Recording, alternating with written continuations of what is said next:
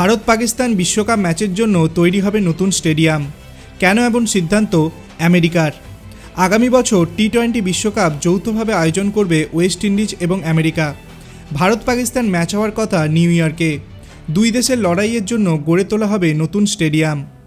আমেরিকার new York শহরে stadium নেই তা নয়, তবে ক্রিকেটের উপযোগী স্টেডিয়াম নেই সেখানে।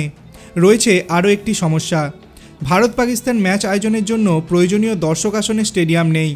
তাই টি-20 বিশ্বকাপের ভারত পাকিস্তানের ম্যাচের জন্য নতুন স্টেডিয়াম তৈরির সিদ্ধান্ত নিয়েছে আমেরিকার ক্রিকেট সংস্থা।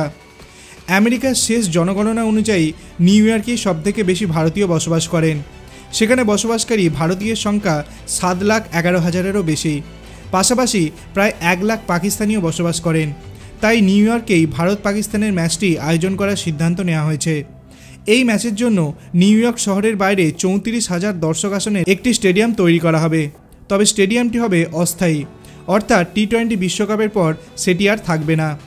ভারতের প্রমাণ সময়ের সঙ্গে নিউ ইয়র্কের সময়ের পার্থক্য 10.5 ঘন্টার।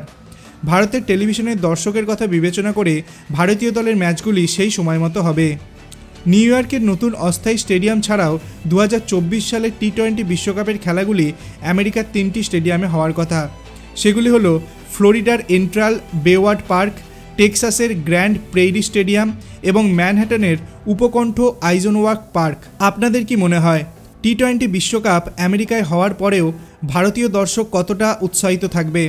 আপনার অভিমত আপনি কমেন্ট সেকশনে জানাতে পারেন। ভিডিওটি ভালো লাগলে লাইক করবেন, চ্যানেলটিকে সাবস্ক্রাইব করতে ভুলবেন না। ধন্যবাদ।